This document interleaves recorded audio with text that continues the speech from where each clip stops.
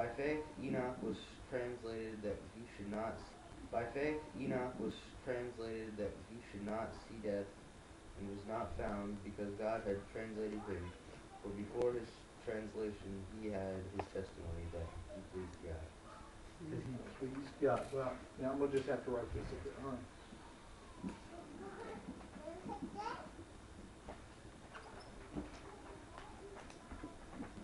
Please God.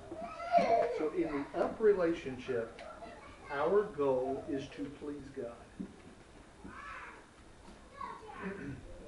Let's go beyond the duties that we mentioned that are all correct. Reading our Bible and praying and all that list. What are the attitudes that we're going to have to please God?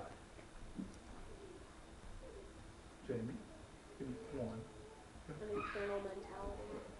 Thinking about eternity. Jesse.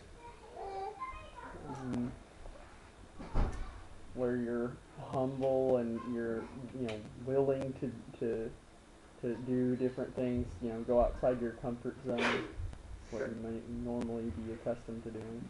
So humility. Okay. That one ties into another verse we'll talk about. So hang on to that one. What else do we do, Matt? I'd say open heart and just listen. Okay. Proportionately, what percentage do you think we talk to God and what percentage do we listen to God? Talk more than listen. We did. Spend a lot of time talking to God. And a lot of times our prayer life, do any of you ever feel guilty that you spend more time going, God, I need. Right. Instead of, God, you're awesome, you're amazing, you're fantastic, and by the way, could you help me out? And I'm not saying that we should never ask him for our needs. He invites us to do that. But we really need to set out to please him. Not to just treat him like a magic genie in a bottle that we just, hey God, I need, and boom, there it is, magically appears. The up is about pleasing God. The up is a focus on pleasing him. Enoch, the one thing it says about him is he pleased God. So what are some of the other attitudes? But he had faith in God. Faith pleases God, doesn't it? Without, it says, the next verse, without faith, it's impossible to please God. Exactly. So faith becomes primary. I hope I'm not running ahead of you. No. It's the next verse. And in fact, it's the context of Hebrews 11. Okay. Right. So, faith. What does it mean to trust somebody? Not have to worry about if it's going to happen. I mean, if you trust somebody, you know it's going to happen. So you don't feel anxious or worried about it. You know it's taken care of. What are some of the things that they do in these sessions where they're teaching people to trust each other in a group dynamic? What is one of those things? Trust fall. Yes. Right. Everybody done that before?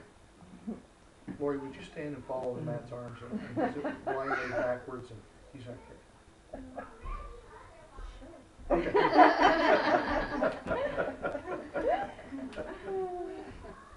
That's faith. Faith says, I'm not going to look at you. I'm just going to believe you're there and you're going to do it. And I do believe you would do it. But the fact is with God, he wants us to please him by having that kind of faith. It's the idea that I'm eternity minded. I am humble before God. I have faith. These are the qualities that exchange between us and God when we are living the up part of our relationship. And it's not about did I do these things, but it's about what is exchanged between me and God. What's one of the most obvious words that come up with God and his feelings toward us and our feelings toward him? What's that L word? Thank you. Awesome. Love. We're to love him. When you love God, what do? Please him.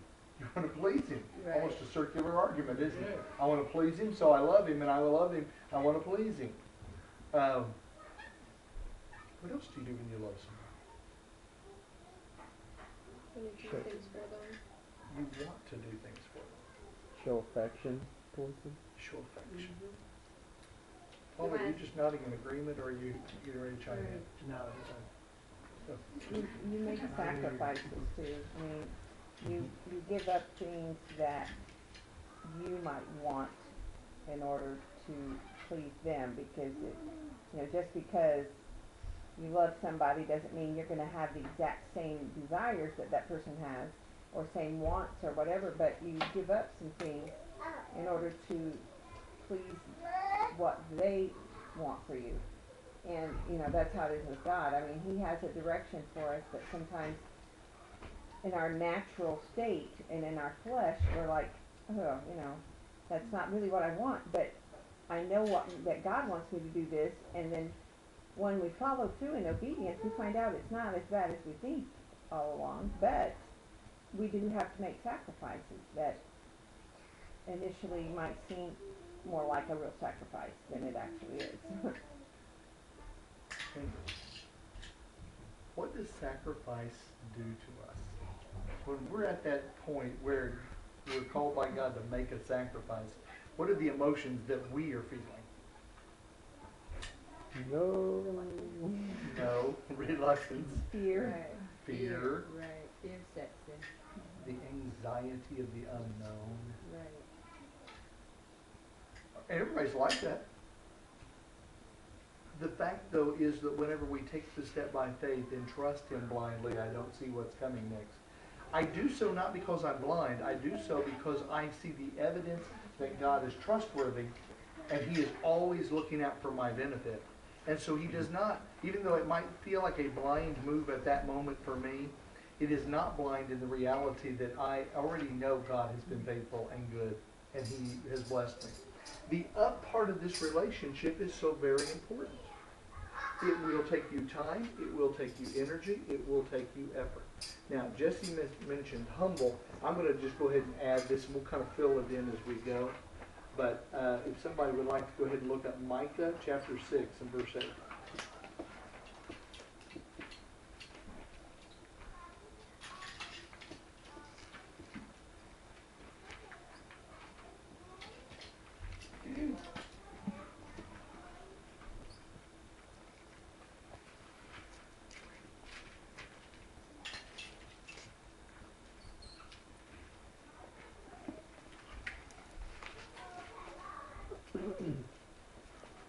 You want me to read it? Sure. He has shown you, O man, what is good, and what does the Lord require of you, but to do justly, to love mercy, and to walk humbly with your God. To walk humbly with your God. If you'll hang on to that, Jesse, we'll come back to that in just a few minutes, okay? But it is a humble walk with God. It is an engaged activity, one step at a time, one day at a time, where we do this. Now, the first thing that is needed in the triangle is we need the starts and stops. It really does. But here's what happens right here.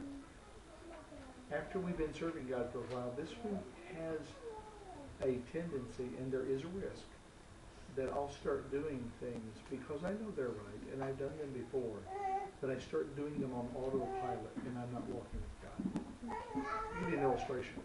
A friend of mine years ago was assistant pastor to an older man. He thought he was old then. The guy lived until he was almost 90.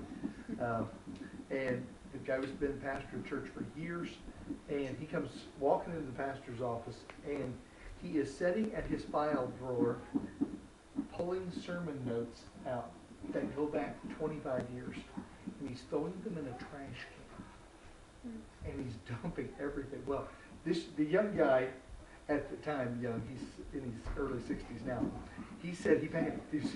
To him, that was a gold mine. It's like, give it to me, I'll take it. And, nope, gotta go in the trash. Gotta go in the trash. He said, why?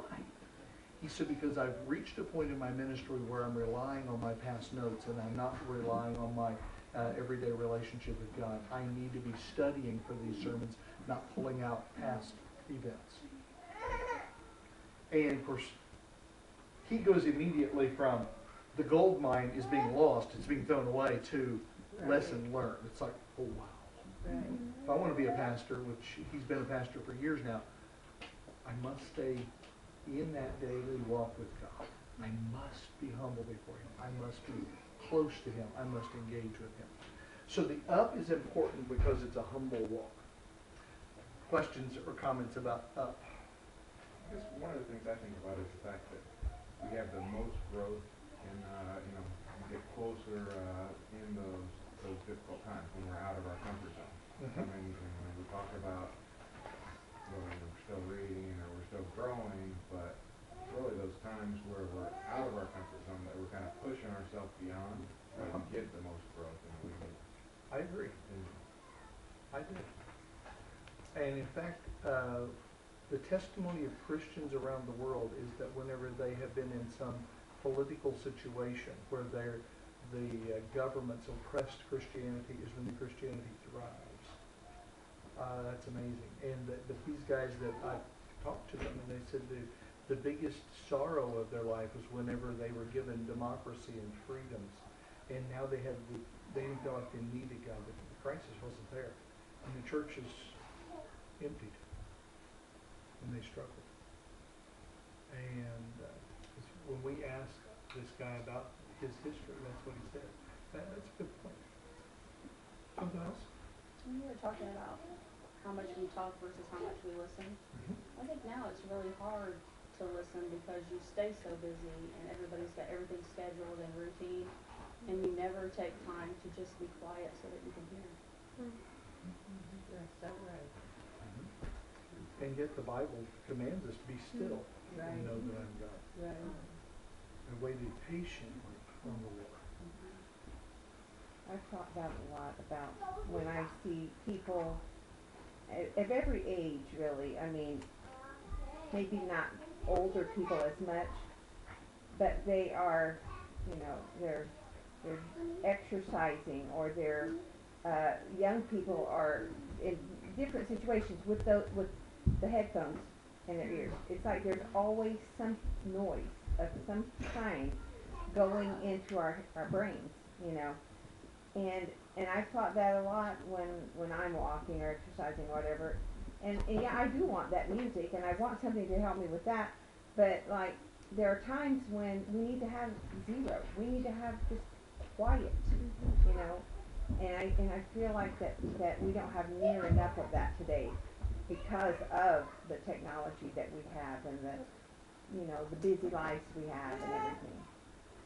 I think that's what a lot of the people, you see a lot, especially in the Old Testament, of people meditating on things, and I think that was what the purpose was for them to have that quiet time that, I'm going to think on these things that I've been studying, and I'm just going to kind of let God try to, communicate this to me, and, just have that time that was always set aside, and especially in today's society, that's not real common to have that quiet time for everybody to just be able to sit there and meditate on something, digest it.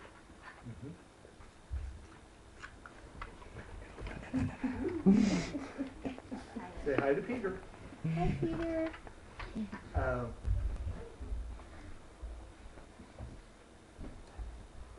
We live such fast-paced lives that